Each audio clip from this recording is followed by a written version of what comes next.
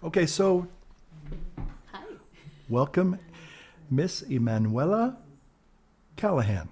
Well, thank you so much for having me, Father Francis. It's an honor. This is my first attempt at a dual podcast.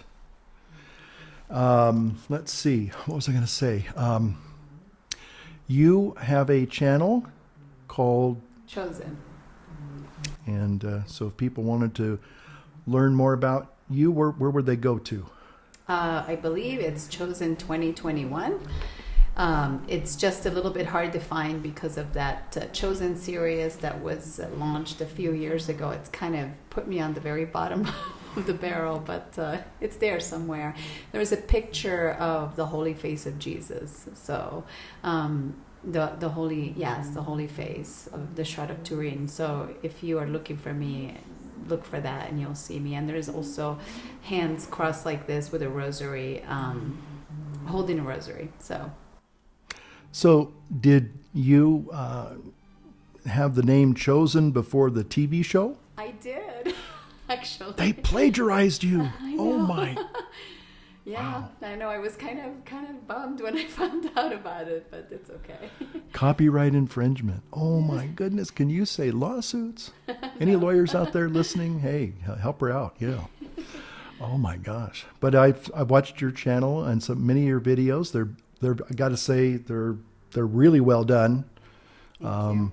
No, they're wonderful. They're just and you have I know this wasn't what we were going to talk about, but your video editing program of choice is, I forgot the name of I use it. a couple of them.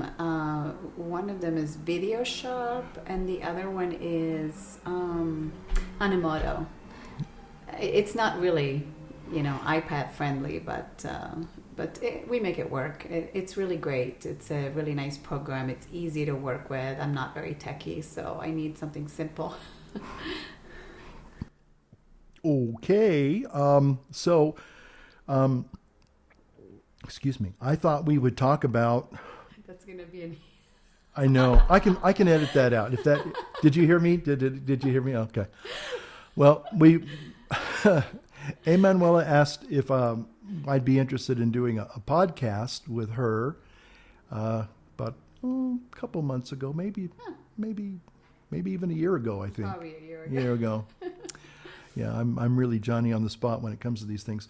And I've always been intrigued. I've seen some of my video podcasts. I don't know who you watch that you enjoy and learn a lot from. Now, one of the people that I like video podcasting is a guy named Jocko Willink. Now, okay. Have you heard of Jocko? No. Okay. Well, that's kind of an Italian name, Jocko, right? Or is that more French? No. Okay. See, I don't know.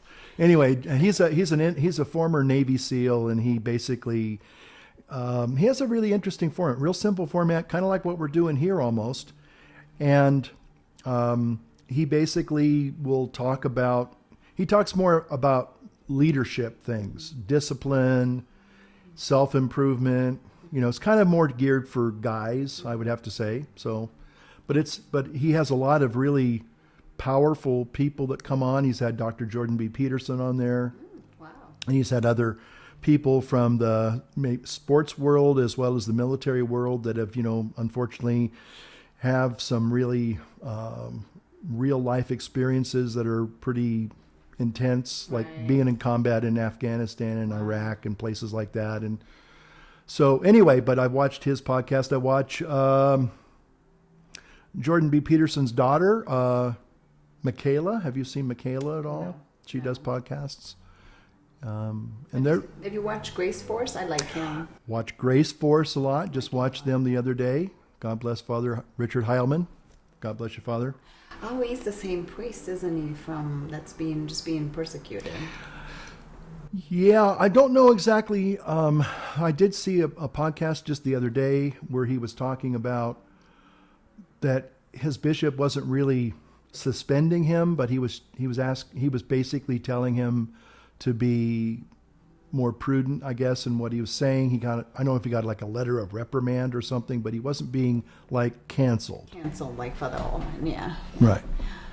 That's good to know. That's good to know. I saw a post on Facebook. He said, "My bishop is a good man. Don't worry, I'm okay," and all that. Right. It's really hard to believe these days. There's so many bishops that are corrupt. Right. Right. It's really hard to navigate who to trust. Right. It's Jesus would be the answer. Amen. The answer is Jesus. Amen. So we're trying to. Again, I think there are lots of good podcasters out there. Mm-hmm. We were talking about that just a minute ago. Mm-hmm. And although they do talk a lot about the problems that seem to be facing the church today, and those are important things to talk about. I'm not trying to minimize that in any way at all, but technology, yeah. So, but I was thinking, well, there's certainly more, I think, to the Christian faith than just talking about the problems. Mm-hmm. Yeah. I think there's definitely a place for that because, John the Baptist talked about the problems and, prophets talked about the problems. So there's definitely a place for people like that. And that's really important to know what's going on in the church because if one of the leaders is misleading the flock, then people must know what's happening just so that they don't follow whatever they're being told is okay to follow. People need to learn the faith on their own because right now nobody is teaching it. Very few priests are teaching the faith, the true fullness of the faith. I have so many friends that are divorced. They have girlfriends and they don't consider themselves as cheaters because the wife knows about it. They both agreed to get divorced and but the truth is the Catholic faith teaches that you can't do that. You can't just get divorced and then go date somebody else. You have to get an annulment. And even that, I think, should be given very seldomly, Mm-hmm. serious situations, not just because of whims, of the other person, or one of the two people. But Mm-hmm. But we're being taught that it's okay to, get communion if you're divorced and live and remarried with somebody else without an annulment. We're being told that, it's okay to take, abortion-tainted vaccines. Actually, it's an act of love. So we're being kind of played in a way. We're being blackmailed, and so we need to know what's going on, but we don't want to focus on that too much because that's not good for our soul. It's not good, period. We need to focus on God. He's our strength. He's our everything. And so trust in God, but know your faith. Jesus said, "My people perish for lack of knowledge." So sometimes people will say, well, I'd rather live in blissed ignorance. Well, that's really, really very dangerous thing to do because Jesus told us that we must know our faith. We must know the truth because that's our way to salvation. And so if the Pope, if the bishops, the priests, they're not teaching it, then go out there and learn it yourself. It's up to you to learn it. It's not up to the priest to feed you every little spoonful of truth. You have to go find it yourself. As a convert, I was thinking about when I first became a Catholic, and when you're born and raised Catholic in Italy. Yeah. What part of Italy are you from? Rome. Okay, you're from the Pope's diocese. Yeah. I guess so. Yeah. You could say that, I guess. Okay. Wish I could be more proud of that. Okay. Not these days. But when you become You could cut that out. when you're a convert, and you're learning the faith for the first time, or maybe even if you're like a revert, you're somebody that maybe had kind of drifted away and for whatever reason, Mm-hmm. and then you come back to your faith. Right. It's it's one of these things that it's like being in love, I think. I do. That's the way I looked at it. And so I was just blessed. I think God, no matter what kind of problems the church is going through, I think God, if you have a heart that you want to find Him and you want to find the truth of the church, He's going to lead you to where you need to go. He's going to provide. Mm-hmm. And so all I remember is I had all these wonderful Catholic people that, like you and others who really loved the faith. They loved our Blessed Mother. And they just gave you the simplest things. And they were almost, and to say this might sound a little bit kind of pejorative, but it doesn't mean it. I'm not mean to be. But they gave you these really beautiful childlike treasures.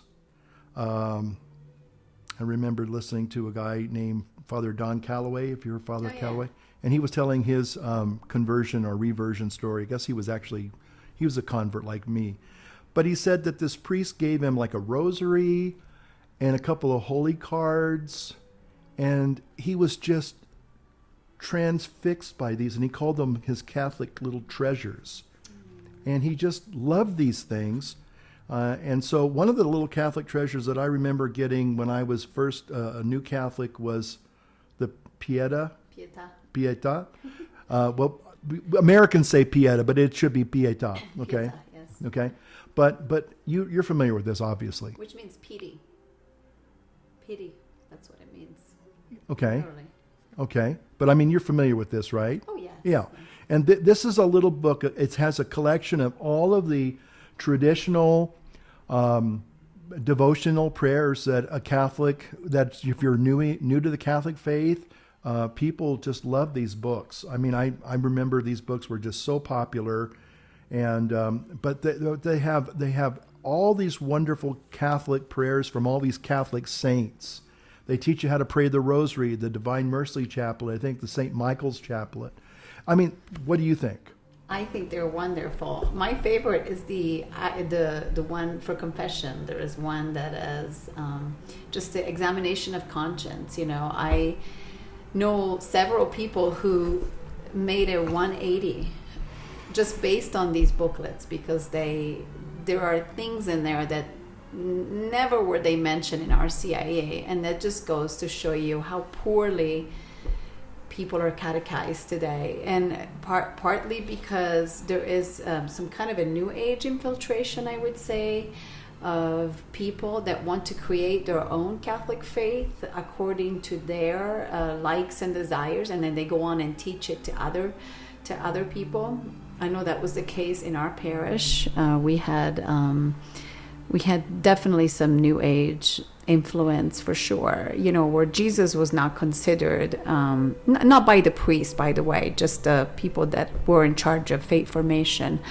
He was not somebody that we needed to necessarily thank for dying for us, but according to them, he died because of political and cultural clashes of the times, basically. And he was more of a prophet to be followed rather than somebody to thank. So that whole idea is very much prominent in many, many Catholic churches. And, the New Age is so good at camouflaging in that way. They pick and choose what they want to teach you. I remember we weren't allowed to mention the cross during faith formation. I was a faith formation teacher. We were not allowed to mention the cross, the crucifixion of Jesus Christ, our Blessed Mother. None of that. I remember having to name our little faith formation class. We had to give it a name. I didn't know. We were kind of caught, by surprise.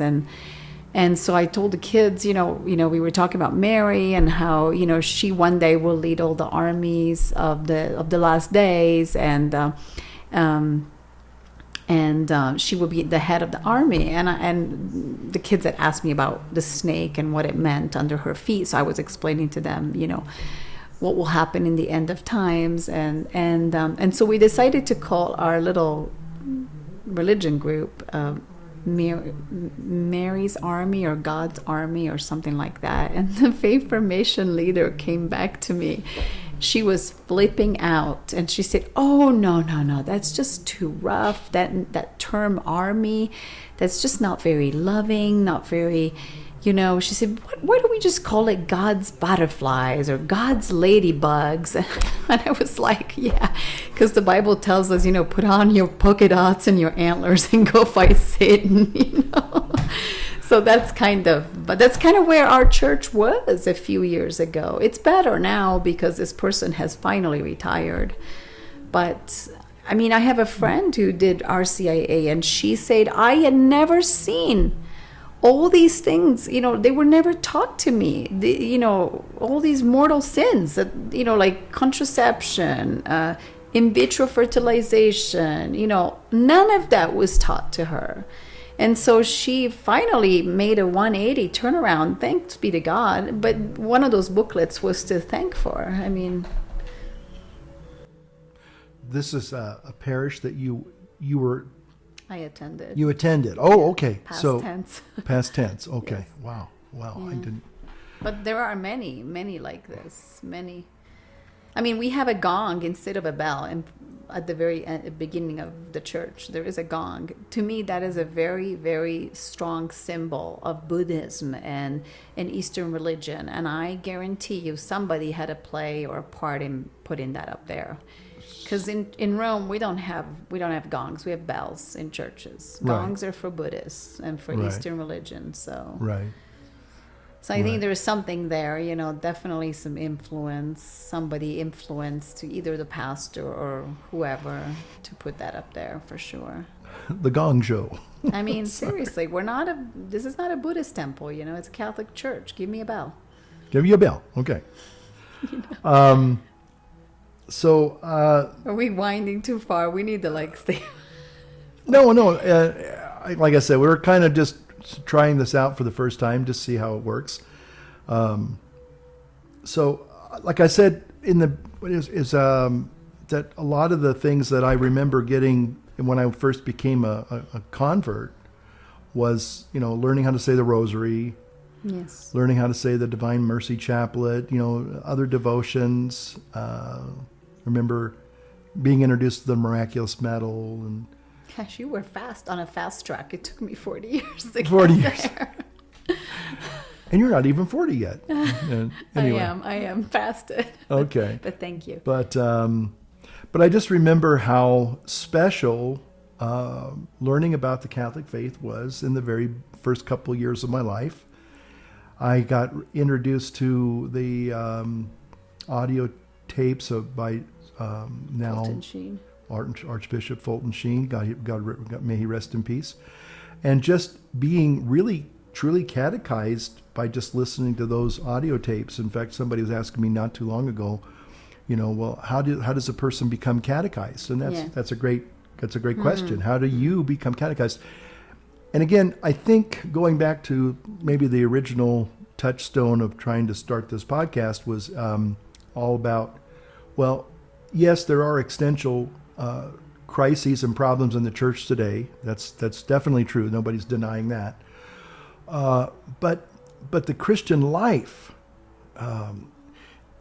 those are kind of like separate things. You know what I'm saying? I mean, yeah, I can be aware of all the problems that are going on and the bad catechesis and the goofy priests, like this one priest was in. I think was he in Rome? Yes. Okay. No, I think he was at the beach somewhere, but he was in Italy. I think though. it was in southern Italy, but I'm not 100% sure. Okay. All right. Yes, So that would be near Florence or Naples or.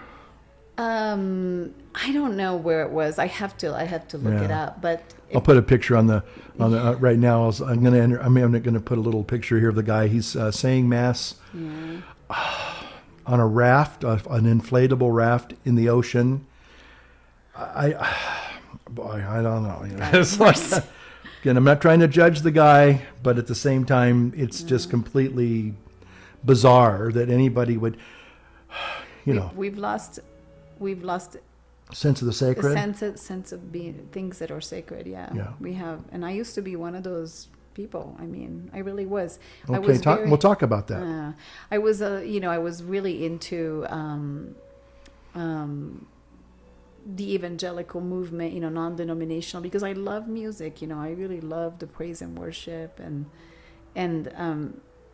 it was because of the Eucharist that I never left the Catholic Church. Thanks be to God. I could never leave, even though I was tempted many, many times to leave, because I saw the hypocrisy of just the church in general, but even the sermons, very, very bland, and then you go to these churches and they're on fire, and you think, why am I here? Thanks be to God, I never left.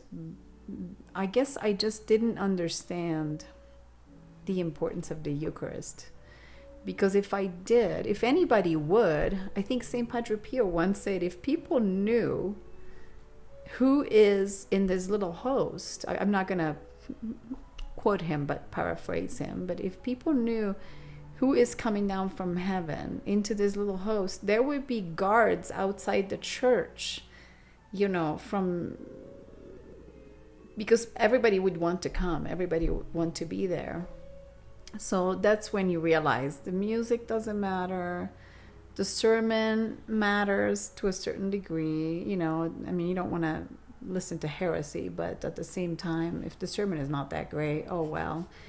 The important thing is receiving Jesus. And we learned that the hard way when they shut down the churches. That was the worst thing that could have ever happened. It was awful. I would rather die than to live like this again, like without the Eucharist. It's awful. So, yeah. So I'm glad I didn't leave the Catholic Church, and realize the plan of Satan from the beginning was to divide everybody from the Catholic Church, and everybody who is not in the Catholic Church is essentially living in heresy.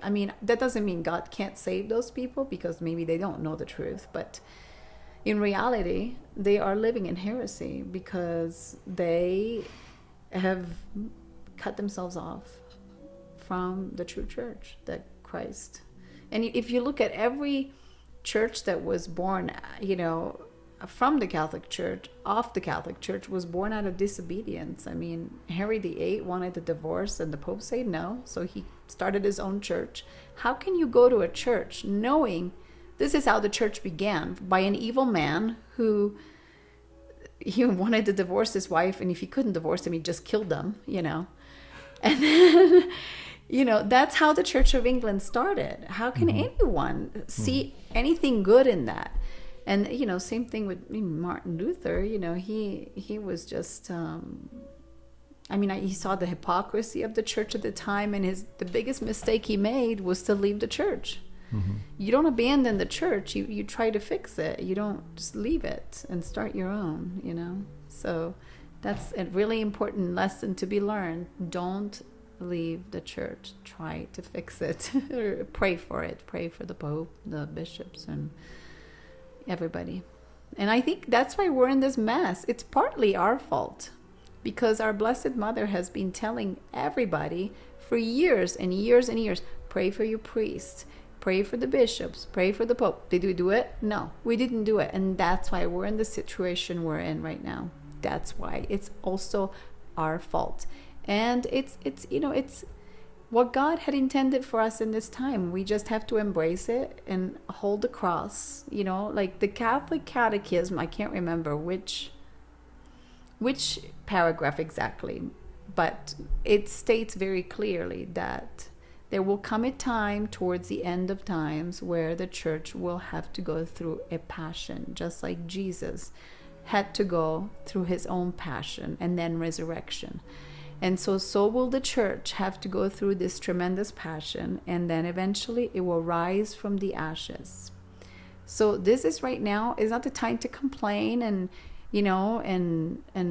bash priests and popes and bishops. Right now is the time to embrace the cross like Jesus did, and wait for the resurrection of the church, which will come, because the Catechism says it will.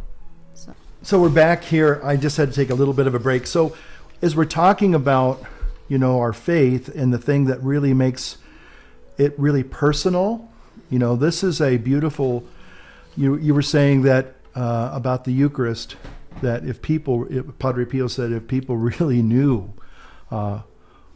what Holy Communion was, who Holy Communion is, they would be rushing into the church, Mm-hmm. And I have to say that as a convert, probably the most important thing for me was understanding Christ in the Holy Eucharist. Okay, mm-hmm. and that continues to grow. That's not just a one-time thing. And again, I'm not here to trash evangelicals or charismatic Christians, but it's when I was young, 16 years old, I made a decision to become a Christian. It's like I made the Jesus prayer. Say that. I walked the aisle, and then I received Jesus as Lord and Savior. And that's important to make it personal. But the thing is that we're constantly, as Christians, we're always going through this period of receiving Christ, not just the one-time sinner's prayer, but it's a lifelong process. And this is one of the beautiful prayers I discovered from the Byzantine Catholic Church.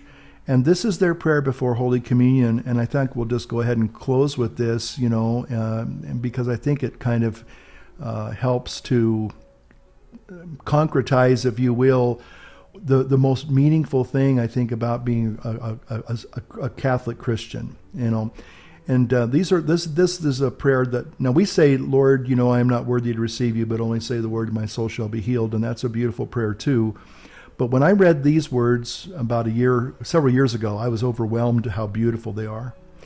O Lord, I believe and I profess that you are truly Christ, the Son of the living God, who came into the world to save sinners, of whom I am the first. Accept me today as a partaker of your mystical supper. O Son of God, I will not reveal your mystery to your enemies, nor will I give you a kiss as did Judas, but like the thief I profess you. Remember me, O Lord, when you come into your kingdom. Remember me, O Master, when you come into your kingdom. Remember me, O Holy One, when you come into your kingdom. May the partaking of your holy mysteries, O Lord, be not for my judgment or condemnation, but for the healing of soul and body.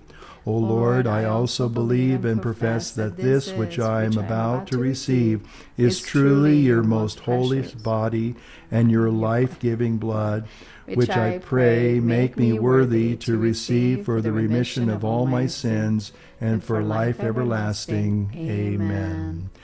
So when I heard those words and read those words for the very first time, I said, wow, those things, that's so beautiful. And again, it refocuses everything, I think, from, looking at all the problems that we have in the church today and the world today. We won't go into not today, Drag Queen Story Hour. That'll be for another later date. But all the craziness that, you watch YouTube, and a lot of times all you hear is all the craziness. And that doesn't mean that it doesn't exist and it's not a concern. But this idea that we come back always over and over again to the Eucharist, and that's where we find the Lord, present, body, blood, soul, and divinity. And again, I think the first Christians, that's what got them through the persecutions. Mm-hmm. It's what got so many Christians through so many different times, whether we're talking about the first century Christians or the Christians, that went through the communist purges in Russia, the Christians that went through, the Christians that suffered in Auschwitz. One of the things that I learned just several years ago when I went to Germany and I lived there, that the Jews suffered greatly, but also Polish Catholic Christians suffered greatly too. A lot of people don't know that. In fact, we're coming up one of the greatest saints the church has produced in the 20th century. That's Maximilian Kolbe. Mm-hmm. Yes. So.